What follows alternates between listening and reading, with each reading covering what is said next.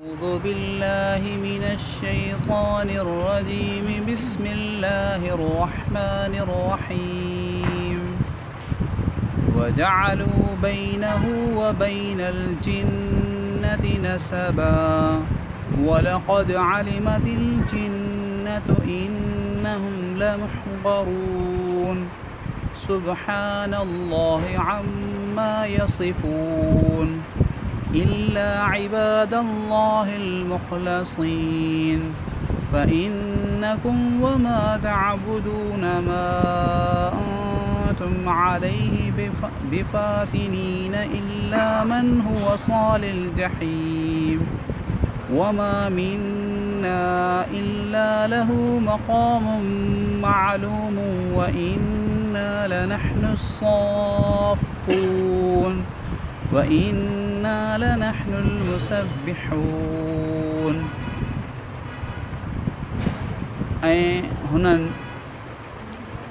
हुन अल्लाह जे ऐं जिन्ननि जे विच में रिश्तेदारी क़ाइमु कई। हालांकि बेशक जिन्हनि खे इहा ॻाल्हि ख़बर आहे, जिन्हनि खे इहा ॻाल्हि मालूम आहे त उहे मुजरिम हुअण जी हैसियत में हाज़िर थींदा। इन लाइ जो उहे अल्लाह ताला उन्हनि तमामु ॻाल्हियुनि खां पाक आहे जेके हू बयानु कनि था, सवाइ अल्लाह ताला जे चूंडियल बंदनि जे, मगर अल्लाह जा चूंडियल बंदा। ऐं इन लाइ जो बेशक तव्हां ऐं जिन जी तव्हां इबादत करियो था, तव्हां अल्लाह जे मामले में कंहिंखे गुमराह नथा करे सघो मगर उहो माण्हू जेको जहन्नम में सड़ण वारो आहे।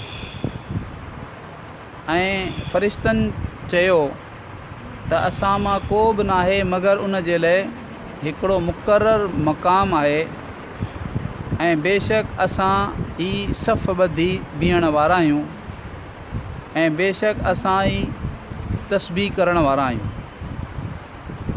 हिते अल्लाह रब्बुल आलमीन मुशरिकीन मक्का जे हिकिड़े ॿिए ग़लति अक़ीदे खे बयानु फ़रमायो ऐं उन जी तरदीद फ़रमाई। त हिकिड़ो अक़ीदो त हुननि जो इहो हो त हू चवंदा हुआ त नऊज़ बिल्लाह मिन ज़ालिक फ़रिश्ता अल्लाह ताला जूं नियाणियूं आहिनि।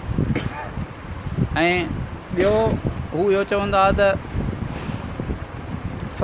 यानी जिन्नात ऐं अल्लाह पाक जे विच में हू रिश्तेदारी क़ाइमु कंदा हुआ ऐं चवंदा हुआ त जिन्नात जूं जेके यानी जिन्नात जे सरदारनि जूं जेके नियाणियूं आहिनि उहे नऊज़ बिल्लाह अल्लाह ताला जूं ज़ालूं आहिनि ऐं उन्हनि मां ई जेके आहिनि फ़रिश्ता पैदा थिया आहिनि। त इहो इन्हनि जो बिल्कुलु वाहियात ऐं गंदो अक़ीदो हो। अल्लाह रब इन में ॿी तफ़सीर बि आहे जंहिंखे राजे करार ॾिनो वियो आहे, उहा इहा त हीअ चवंदा हुआ त यानी जीअं अल्लाह ताला ख़ालिक़ ख़ैर आहे त ईअं ख़ालिक़ शर वरी जेको आहे नऊज़ बिल्लाह शैतान खे चवंदा ऐं शैतान खे अल्लाह ताला जो भाउ चवंदा। त शैतान अल्लाह ताला जो भाउ आहे, अल्लाह ताला ख़ालिक़ ख़ैर आहे ऐं शैतान नऊज़ बिल्लाह ख़ालिक़ शर आहे, शर खे पैदा करण वारो। त इन्हनि जे इन ग़लति अक़ीदे जे बारे में अल्लाह ताला फ़रमाए पियो त जेके जिन्नात आहिनि, ख़ासि तौर ते जेके मुशरिक जिन्नात आहिनि, उन्हनि खे त इहा ॻाल्हि यक़ीनन मालूम आहे त उहे मुजरिम थी पेश थींदा। हाणे जेको मुजरिम थी अल्लाह जी अदालत में पेश थींदो, उन खे अल्लाह जी ज़ात सां गॾु माबूद हुअण में गॾु खड़ो करणु केॾो वॾो ज़ुल्म ऐं केॾी वॾी बेवकूफ़ी आहे। ऐं फ़रिश्ता जेके आहिनि ऐं इन्हनि खे इहा सज़ा छो मिलंदी? अल्लाह ताला फ़रमाए पियो, पहिरीं त अल्लाह ताला फ़रमाए त जेके ॻाल्हियूं इहे बयानु कनि था, यानी अल्लाह पाक जे बारे में जेके ग़लति अक़ीदा बयानु कनि था, अल्लाह पाक इन्हनि जे सभिनी इन्हनि ग़लति ॻाल्हियुनि खां पाक आहे ऐं इहे सभु जा सभु अज़ाब में हाज़िर थींदा, छो त अल्लाह जे बारे में इहे ग़लति ॻाल्हियूं मढ़ींदा हुआ, घड़ींदा हुआ। हा अलबत्ता अल्लाह पाक जा जेके मुख़लिस बंदा आहिनि, मुख़लस बंदा आहिनि, माना अल्लाह जा चूंडियल बंदा, जिन खे अल्लाह ताला ईमान जी तौफ़ीक़ अता फ़रमाई, जेके तक़वा सां रहिया ऐं उन्हनि दीन ते अमल कयो, त उहे माण्हू उन अल्लाह जे अज़ाब खां बचियल हूंदा। पोइ अलाह ताला फ़रमाए पियो त तव्हां मुशरिकनि खे अलाह ताला फ़रमाए पियो त तव्हां जिन जी पूॼा करियो था उहे सभु जा सभु मिली करे कंहिंखे बि गुमराह नथा करे सघो मगर उहो माण्हू जो अलाह पाक जे इल्म में लिखियलु आहे त हीउ माण्हू जहन्नम में सड़ंदो उन जो ज़ाहिरी सबबु तव्हां बणिजी सघो था बाक़ी हक़ीक़त में जेको आहे तव्हां कंहिंखे गुमराह कोन था करे सघो। अॻियां अलाह ताला फ़रिश्तनि जो मक़ूलो ज़िक्र कयो जिन जे बारे में हू चवंदा हुआ त हीअ फ़रिश्ता अलाह पाक जूं नियाणियूं आहिनि त फ़रिश्ता चवंदा त असां मां हर हिक जो हिकिड़ो मक़ाम मुक़ररु आहे माना असांजी इताअत जो असांजो हिकिड़ो इबादत जो मक़ाम मुक़ररु आहे। अलाह पाक फ़रिश्तनि खे इबादतूं ॾिनियूं आहिनि ऐं उहे ज़िक्र कनि था इबादतूं कनि था ऐं जंहिं जंहिं इबादत में अलाह ताला उन्हनि खे लॻायो आहे उहे ईअं था कनि जीअं पाण साहु था खणूं। साहु खणण में जेको आहे सो पाण खे को इरादो करण जी ज़रूरत कान्हे त हाणे खणा हाणे कढां बल्कि ख़ुदि ब ख़ुदि साहु असांजो जारी थो थिए।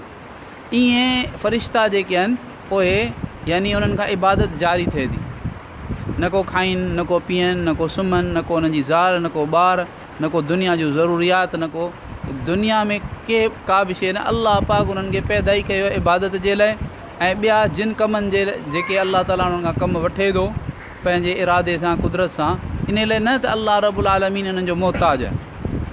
अलाह पाक पंहिंजे शहनशाही जी अलाह ताला पंहिंजे यानी हुकूमत जो बुनियादु ईअं रखियो आहे इंतिज़ाम ईअं रखियो आहे ज़ाहिरी एतबार सां जीअं दुनिया जो हिकिड़ो बादशाह रखे थो।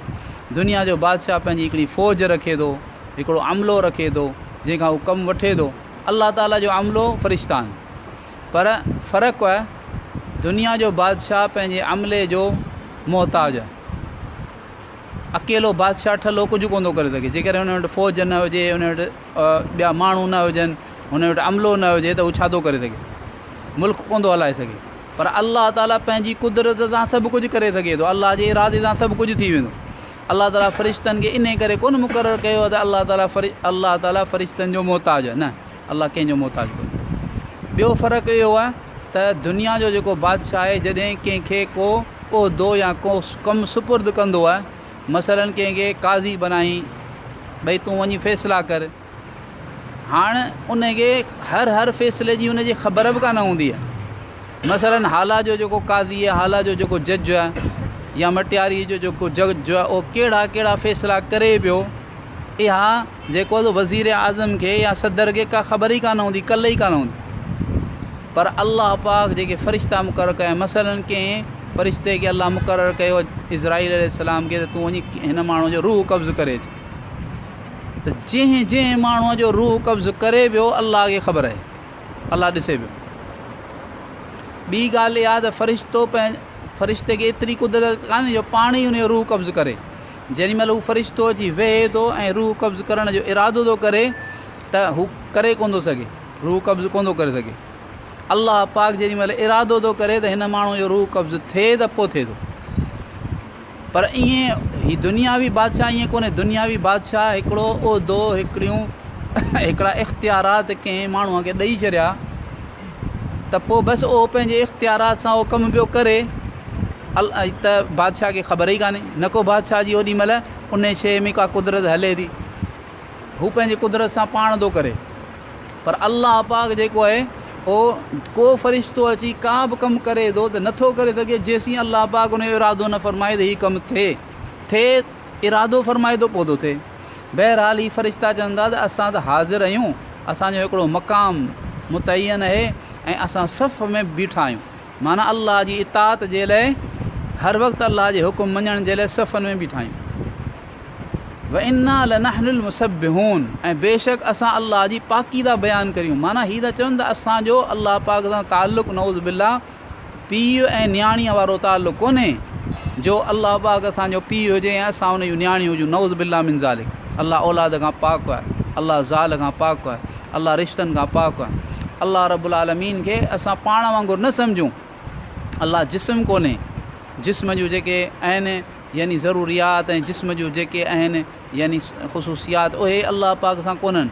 अलाह जी ज़ात इन्हनि तमामु शयुनि खां पाक आहे त हू चवंदा असांजो अलाह सां ताल्लुक़ जेको तो आबिद ऐं माबूद जो, अलाह असांजो माबूद ऐं असां अलाह पाक जा इबादत गुज़ार आहियूं। अलाह असांजो हाकिम आहे, असां अलाह जा महकूम आहियूं। बाक़ी असांजो अलाह सां इहो ताल्लुक़ कोन्हे त नऊज़ बिल्लाह मिन ज़ालिक असां नियाणियूं हुजूं ऐं अलाह पाक असांजो जेको आहे सो पीउ हुजे। अलाह पाक इन खां पाक आहे। इन्हनि जी तरदीद थी वई, जिन्नात वारे अक़ीदे जी बि तरदीद थी वई ऐं फ़रिश्तनि सां जेको इन्हनि जो अक़ीदो हो ग़लति, इन जी बि तरदीद थी वई। अलाह ताला पाण सभिनी खे सही सम्झ ऐं सही अमल जी तौफ़ीक़ अता फ़रमाए। या अरहमर राहिमीन, या अरहमर राहिमीन, या अरहमर राहिमीन, या ज़ल जलालि वल इकराम, या ज़ल जलालि वल इकराम, या ज़ल जलालि वल इकराम। अल्लाहुम्मा सल्लि अला सय्यिदिना मुहम्मद व अला आलि मुहम्मद कमा सल्लैत अला इब्राहीम व अला आलि इब्राहीम इन्नका हमीदुम मजीद। अल्लाहुम्मा बारिक अला मुहम्मद व अला आलि मुहम्मद कमा बारकत अला इब्राहीम व अला आलि इब्राहीम इन्नका हमीदुम मजीद। रब्बना वलमना अनफुसना व इल्लम तग़फिर लना व तरहमना लनकूनन्न मिनल ख़ासिरीन। रब्बना आतिना फ़िद दुनिया हसनह व फ़िल आखिरति हसनह व क़िना अज़ाबन नार। सुब्हान रब्बिक रब्बिल इज़्ज़ति अम्मा यसिफ़ून व सलामुन अलल मुरसलीन वल्हम्दुलिल्लाहि रब्बिल आलमीन। सुब्हानक अल्लाहुम्मा व बिहम्दिक व नशहदु अन ला इलाहा इल्ला अंत नस्तग़फिरुका व नतूबु इलैक, नस्तग़फिरुका व नतूबु इलैक, नस्तग़फिरुका व नतूबु इलैक। रब्बना तक़ब्बल मिन्ना इन्नका अंतस समीउल अलीम व तुब अलैना इन्नका अंतत तव्वाबुर रहीम। व सल्लल्लाहु तआला अला हबीबिही मुहम्मदिन व अला आलिहि व अस्हाबिही व बारिक। आमीन।